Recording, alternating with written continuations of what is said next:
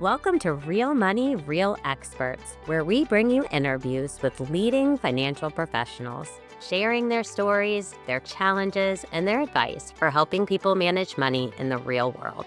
I'm your host, Rachael DeLeon, Executive Director of the Association for Financial Counseling and Planning Education, or AFCPE. And I'm your co-host, Dr. Brandy Baxter, accredited financial counselor, AFCPE member, and your 2025 AFCPE board president.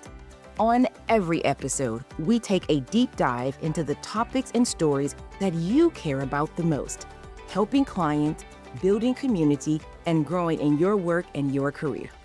This is one of our most exciting episodes. The audience is probably wondering, why are we so excited? Because we're always excited. But this episode is a chance for our listeners to hear about our symposium in real time. They get to hear what our attendees were experiencing right there while attending symposium. And I just love that we get a chance to give voices to real people, real experts who are part of our community. I cannot wait for our listeners to hear this. Oh, I couldn't agree more, Brandy. And I think hearing from the people that were at the event kind of makes you feel right there in the thick of things. You can hear the excitement, the inspiration, all of the energy that came from just being part of the week, from learning and networking and really walking away feeling inspired and energized for the year ahead. Before we jump into what our attendees had to say, what were some of the highlights for you being at symposium? For me, Brandy, really it's the people. I think everybody has a different reason for attending. And obviously, it's an amazing opportunity to learn from incredible experts on a variety of topics. And people come to get continuing education units. But what I think is most inspiring to me is the people themselves. So you Hmm. just enter the space and you can feel the energy. One person actually came up to a member of our team and they had only been to financial planning events and they said, wow, this is what diversity looks and feels like. And, that's what's really incredible about our community. They're working in so many different ways researchers, educators, practitioners, and the way they're serving their clients. Everyone is doing something a little bit differently, but they're all learning from one another. And you could really feel that in the halls of the symposium. The people make the experience so much more enriching. This is going to sound crazy, but it's like a family reunion for me when I get to see my friends that, we work together on projects or just even on social, but to see people IRL, as the kids say, it's really, really great. I was also excited this year to see a lot of student representation. In years past, I don't remember seeing like full cohorts of students who were there and not just participating in Knowledge Bowl, but who had come with their instructors. That warmed my heart to know that so many young people are interested in this profession and that they have a place that they can come and get connected in our community at an early start. Another takeaway for me was the keynote speakers that we had. It is always a delight when you have keynote speakers who are challenging you to think differently about our profession, but also from the research that we received in our opening keynote to knowing the data behind what's happening in American households, and then talking about just important conversations with Riaz, and then Rakim's vulnerability when he was just so transparent with the audience and coming to speak after such a tragic event. I just really applaud him for that courage.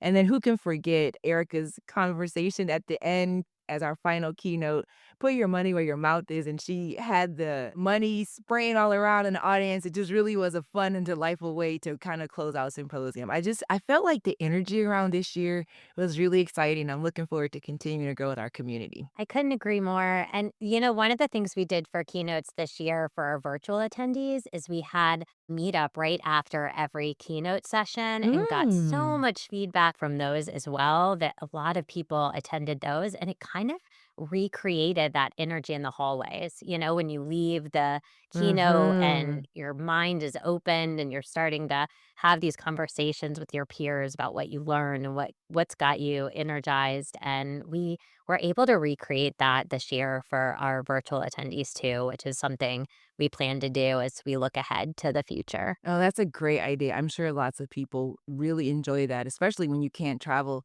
It can kind of feel like, wah, wah, just kind of watching it on the screen. But having Yeah. those virtual networking opportunities, I definitely believe it made a great experience for our attendees. The other thing I wanted to call out, going back to the people, the very first day I had stopped in the coffee shop to grab a cup of coffee before the event had even started. And I saw someone I Hmm. knew and they were having breakfast with another person. And I went up and said hello and then introduced myself. And the other person was a brand new attendee and they had just happened to come into the coffee shop that morning. And, the Mm. longtime attendee had struck up a conversation, invited them to breakfast. And that's just the energy that you feel like you can come to our event and not know a soul, and people are going to invite you in. And so that always makes me excited to know, it does feel like a reunion, but we always have a good number of people that are there for the first time. And to see their excitement and for them to feel welcome, we know we're doing something right.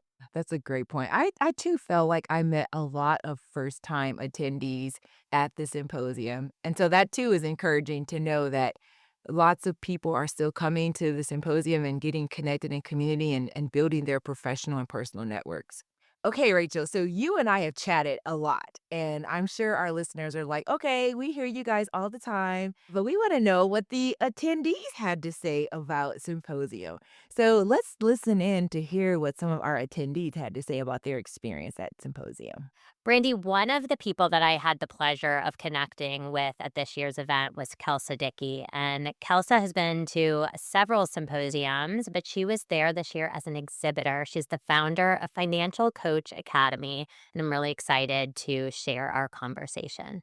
I'm Kelsea Dickey. I am a private practice financial coach for the past 17 years. My business is Fiscal Fitness Phoenix. I also have a team of coaches who work for me to serve a lot of people.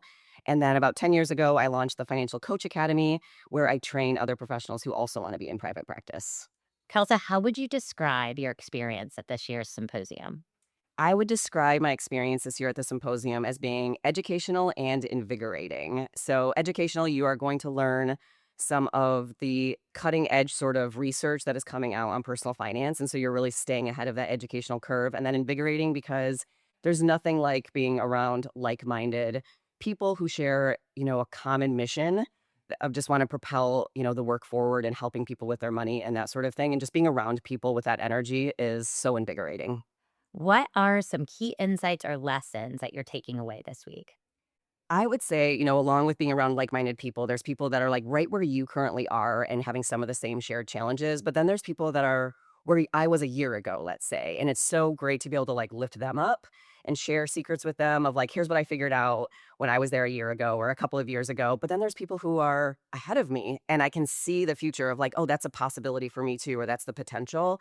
And I would say that no matter what, everyone's coming at it from a different perspective or a different angle, different personality. And the opportunities for partnerships and collaborations with people who are bringing their own expertise in a way that I don't bring that expertise has just been incredible. And it doesn't matter, how long they've been in practice or where their practice is at, whether it's nonprofit or academia. There's just so many shared interests when you have a common mission that the opportunities for collaboration are just so plentiful. What advice would you give to a fellow financial coach who is entering the field for the first time?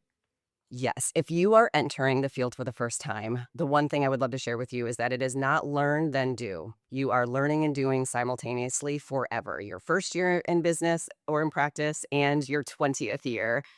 You are always helping people while learning and growing at the exact same time. And the one thing I like people to know is you have enough skills and enough knowledge to help somebody today because they don't have those skills and knowledge. And you will still want to acquire more knowledge and more skills. And being a student of this craft is always a role that you have in this field. It never stops. You never take that hat off. And in the meantime, you want to be helping people. So don't wait to find someone to help until you feel like you know enough or you've learned enough because you'll never know everything and you'll always want to know more. And the last question, has there been a particular moment from Symposium that stands out as your I was made for this moment?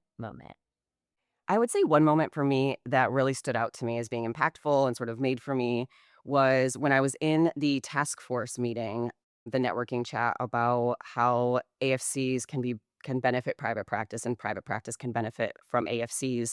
And I was first talking and trying to add contributions to the discussion. And I was saying you guys, and I was saying it because I meant the task force leadership, the people on that task force. And then slowly in the middle of that sentence, I shifted to saying we. And it was a very natural thing that happened. And I realized that every single member, whether you have your AFC or not, whether you are a sponsor or a partner, or you've been in the field for a long time, or you're a board member, no matter what, you are part of that collective. And we're all sort of trying to advance the profession forward in the best way possible. And so we're all in that together, whether you have a volunteer position or no volunteer position. And there was just something about that moment that really shifted in me to feel like I was part of a collective. And it was really inspiring. This next interview is with Christine Richardson. Christine has been a longtime partner of AFCPE. She is with the Financial Planning Association. She led a panel presentation at Symposium, and we got to sit down and learn a little bit more about what had her excited this week. I'm Christine Richardson. I am the Chief Member Experience Officer with the Financial Planning Association. Is this your first time at Symposium? This is our first time at a symposium, and it has been wonderful. Warm energy, great conversations, a truly wonderful experience. What key insights or lessons are you taking away? The first one is about intentional conversations, how it's very important to be present and open to meeting people where they're at. And I learned some great skills on how to do that. I would say that's my biggest takeaway. And what advice would you give to a new professional entering the field? Network. Talk to as many people as possible, make as many connections as possible, because where we think we're going to start out is often not where we actually start out. And you meet so many wonderful people along the way that will help you get there. Has there been a particular moment from Symposium that stands out as your I was made for this moment? Oh, I was made for this moment. I have to say, it's actually been working in the exhibit hall, having all of those conversations, and how there are moments in time where all the right people come together at the right moment. And this has really felt like a great time in our professional landscape with society in general, where the right people are all at the right table at the right time. And I actually feel like we're going to be able to do some good. Rachel, I was excited to interview Debra Barker, who was from Magellan Federal. She was also part of the group that sponsored our Knowledge Bowl this year. Let's listen in on what she had to say about her symposium experience. Hi, Deborah. Welcome to the show. How would you describe your experience at Symposium this year? It is even more enthusiastic and energetic than it's ever been before. I was even in some of the virtual classes, very energetic group of individuals, very supportive. I compare them kind of to the running groups that are out there, right? Like very supportive of each other. And but yeah, it's been super fun. We've learned a lot. We've had some great motivational speeches that have occurred and taken away quite a bit of information to share with our team. So it's been fantastic. Excellent. What key insight or lesson are you going to take away from the symposium? So I learned some valuable lessons in a couple of the classes that as people leaders, right, we have to remember that we're always lifelong learners, right? And so some of the things today that I heard in a couple of the classes, I'm going to take away and kind of build off of that within our teams to support them more and to be more mindful of how other people are facing their compassion fatigue when they're dealing with financial readiness or financial wellness. So, absolutely learned a lot today. What advice would you give to other financial educators or someone entering the field? I would definitely say to find a mentor, someone that is already in the field or someone that is starting out in the field so they know the obstacles they may face. So understanding what those obstacles are so that you can have a plan because it can be disheartening in the beginning, right? We talked about using your AFC to progress your career or to use it to find employment. That was one of the classes that we were teaching. And we didn't really teach. We let the attendees teach us, right? In the discussion. And they talked about like not knowing all of those obstacles in the beginning. So it kind of set them back, right? They were trying to figure out like what was their niche or what type of career field they wanted to go into with their AFC. So I think it's important to know that and to find different individuals, not just one, but a mentor definitely, but many people to ask questions to so that you can make that plan for yourself. Excellent. So, has there been a particular moment from the symposium that stands out for you? Because our theme this year is made for this moment. So, have you had a moment like that? Yes, I love this book. It's called You're It. And it's about leadership during change or during disaster. Disaster could happen anytime in any industry. It's a great book, but I remember You're It, right? So it just aligned with the theme this year and just thinking about like the class this morning and listening to the speaker talk about different things, taking away the information he shared, if you're saying yes to this, what are you saying no to? And many other things that he said, but it was so powerful, like other attendees actually cried. So it was so nice to be in a room that you were so inspired by and definitely going to take away that motivation and that passion and share it with others that couldn't attend. So, Deb, I have to ask you this because Magellan was the sponsor for our Knowledge Bowl. Yes. Did anything exciting happen with Knowledge Bowl this year? Oh my gosh, yes. So Kansas State University was our grand prize winner. Congratulations. Yes, absolutely. But all three of the schools, it was so amazing. The competition was fierce.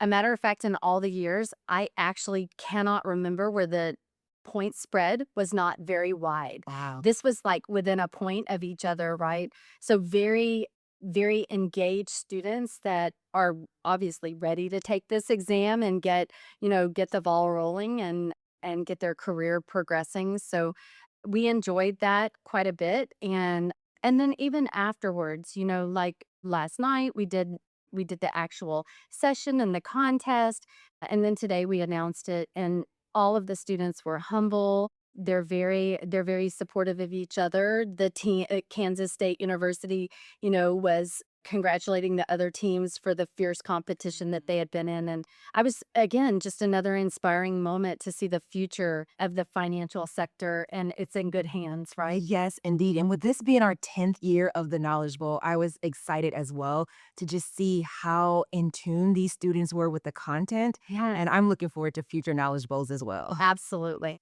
This next conversation with Sean Brigham, it was as if we had known each other. It was so crazy. I found out that we live in the same area. He's also a military spouse, and he is the founder of Money Mindset Makeover. Let's hear what he has to say about his experience. Hey, Sean, welcome to the show. How would you describe your experience at the symposium? Well, this is my first year attending, so I am very excited. Yay! And so far, what I have experienced is that this is not a lot about theory.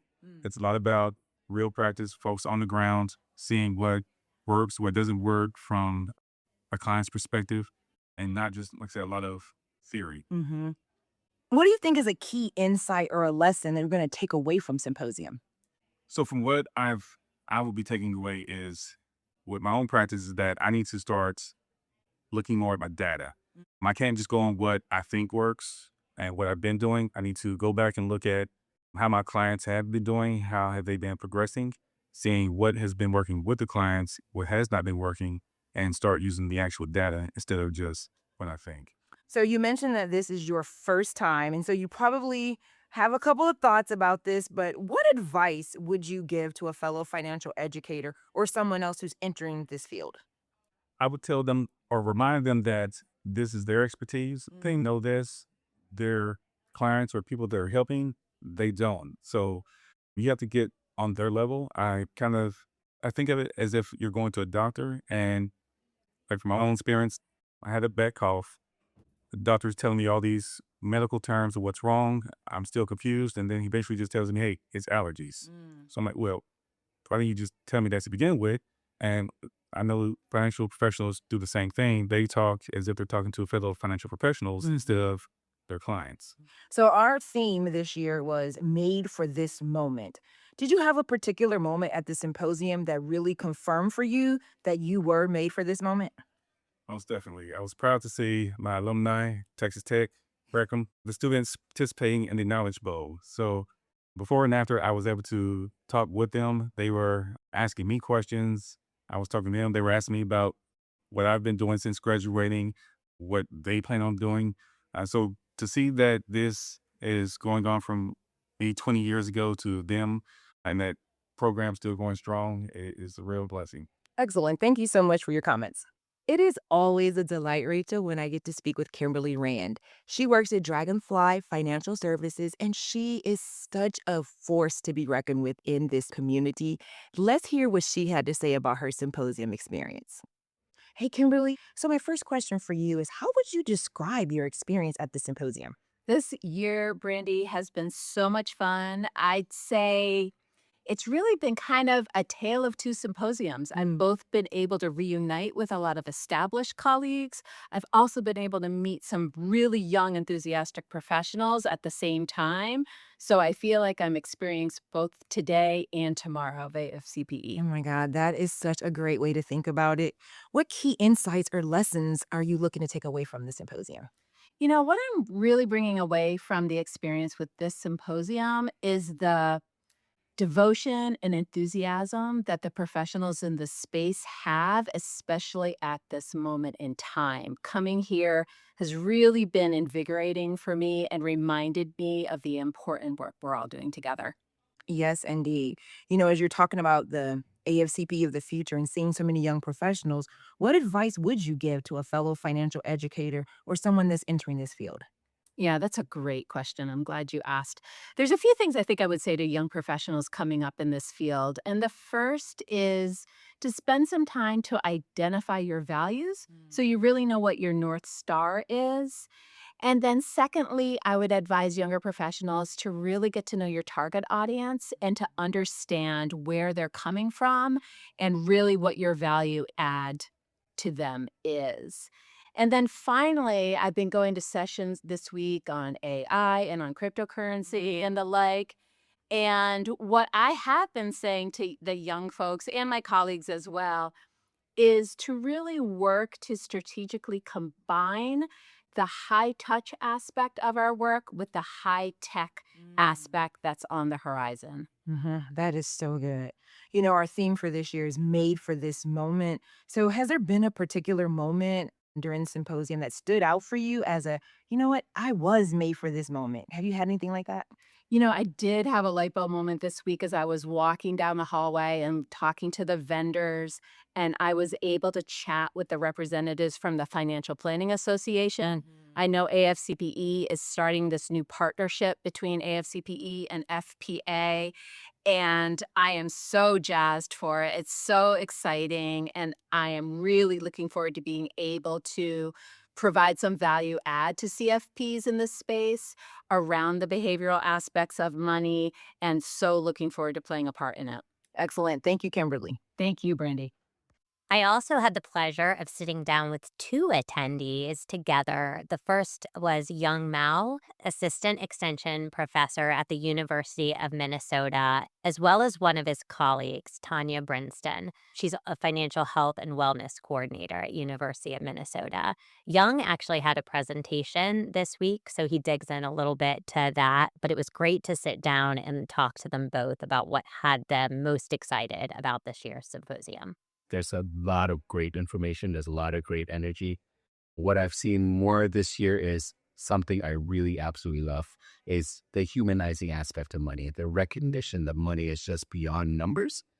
And we get in touch with just how we ourselves interact with money and all the emotion that comes with it.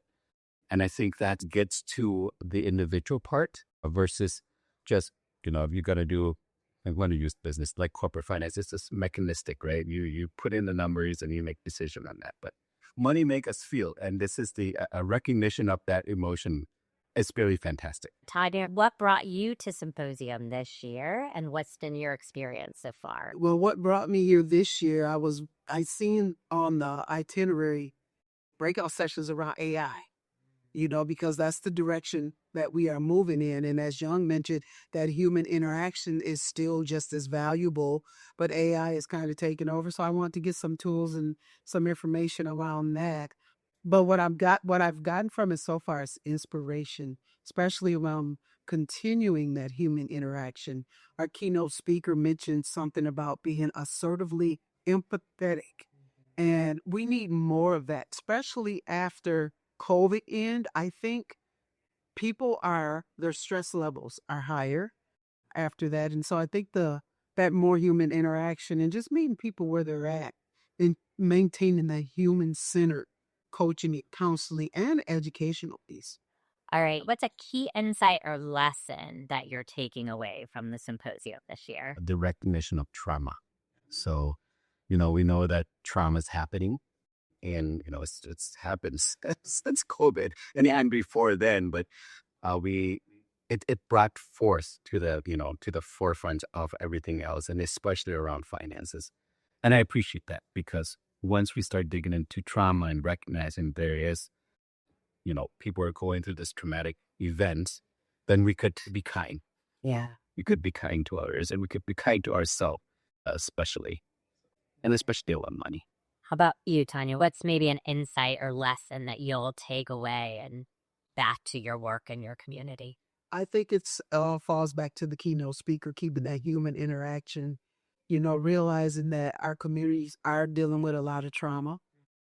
And also, being able to take care of yourself through that trauma. And one thing that really stood out to me is we've experienced a lot of loss. Yeah.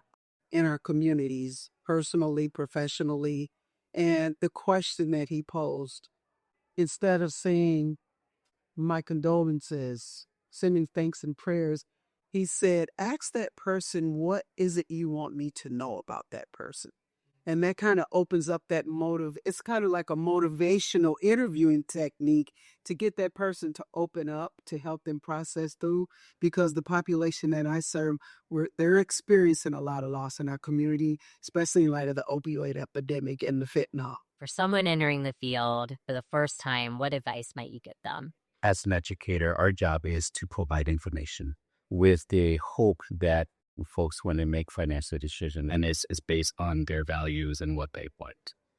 So when if I were to give a advice to those who are just entering this field, I would say, as much as you can, humanize that aspect, right? The idea of the sage on the stage, that don't work, right? We want to be that guide on the side, right? We want to be the person who walks that journey with whoever it is that you are going to teach and who are going to share that knowledge with. Also keep in mind that they also have their own experiences. So you know what you know, and they know what they know, and then we know more. So it's an us journey. I love that. Tanya, what is a piece of advice you'd give to a fellow financial educator that's just entering the field? I would say acquire as much knowledge as you can around building that rapport and that trust. Relationship building is going to be key, because you have to have trust. Talking about finances are taboo in a lot of cultures. And so building that relationship is going to be key. Even having a mentor, I think that's going to, a peer mentor, I think that's going to be valuable. And just continue to be an open book and acquire that knowledge and be a good listener. So, Young, you have a session at AFCPE Symposium. Tell us a little bit about it. Well, I'm going to do a presentation on trauma-informed financial education. So there's a lot of, talk about trauma out there. So, but from an educational perspective, how do you talk about money to somebody? Not necessarily coaching, right? Because how do you have a discussion about money in a very respectful way? How do you create a space for that conversation to happen? And throughout the year, I traveled to many places in Minnesota, and I also teach an online course. I've seen people, when I talk about money, starting to start to withdraw. People shrink.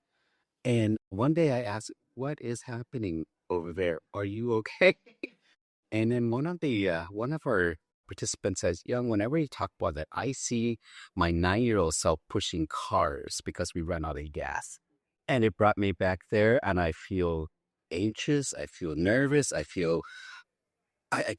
freeze, and I don't know if I can think about budgeting. And then, we start to engage in that conversation. So tell me more about it. You are here. Obviously, you want to change that. How can we support you to change that? So keeping that conversation openness, as Tanya mentioned, building that rapport, lead with your heart, lead with curiosity.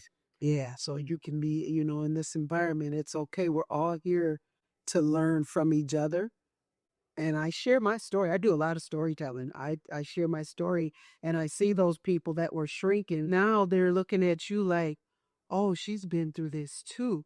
So I can be a little bit more brave about what my approach is and sharing within the educational workshop. Has there been a particular moment from Symposium that stands out as your I was made for this moment?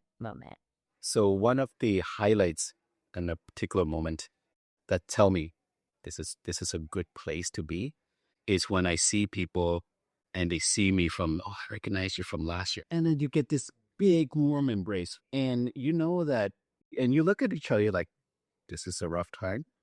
We're in a rough spot. We have a lot of needs that we need to meet. The community needs us, but we're not alone, right? We need to build a community of our own, because that's the only way, I believe, that's the only way we can serve our community is through community. Well, I have a twofer. One was the Knowledge Bowl. Just seeing those youth up there, recognizing that they're going to be coming behind us and reaching back and bringing people forth, because our youth is our future, especially when it relates to financial education. And so being a part of that just made me, it was like, this is the place to be. And then my second one was confirmation, because I'm pursuing my undergrad degree at the University of Minnesota, and I'm also positioning myself to take the AFC exam. Now, when we were at my first symposium, I was mingling and I met this person, and he was giving me tips and tools, and he said, whenever you're ready, I'll help you study. And I couldn't remember his name. And lo and behold, I showed his picture to somebody. I was like, do you remember this guy? Because this person was at the other one. And she was like, yeah, he's right over there. And so he's working on his doctorate. So now I have his name and his number. And so by the summer, I want to take the exam. And so that to me was confirmation that you can do it. Because I get anxious when it comes to taking exams and stuff. You're not alone. That was confirmation in my aha moment that, yes, this is exactly where I need to be. This has been such a delight hearing from everyone and their different perspectives about attending Symposium, their takeaways, what they would say to someone new to the profession. Also, kind of that made for this moment experience. I loved hearing each person's take on that. As we think about Symposium, I think we should give our audience a little teaser and let them know where the next symposium is going to be in 2026. Can you share that information, Rachel? Absolutely, Brandy. So next year, we are going to be in the greater DC area, November 17th through 19th. And registration is already open. So for the first time ever, we open registration as soon as this year's event closed. Lots of people excited to save the date and join us, whether in person or virtual. There's always some way for you to engage with us. So early bird registration is open, and give yourself a gift this holiday season and plan to join us in November 2026. I love that. I know what I'm putting on my Christmas list. The opinions of our podcast guests are their own, which means that their stories, views, or lived experiences may differ from yours or mine. However, the one thing you will always find on this show is a common thread. Our guests are passionate about helping people with their money to improve their lives, and they believe in upholding high standards for the clients and the communities that they serve. We encourage you to tune in to Real Money, Real Experts with open curiosity. Why? Because it's oftentimes in the conversations where viewpoints or stories differ from our own that we learn the most.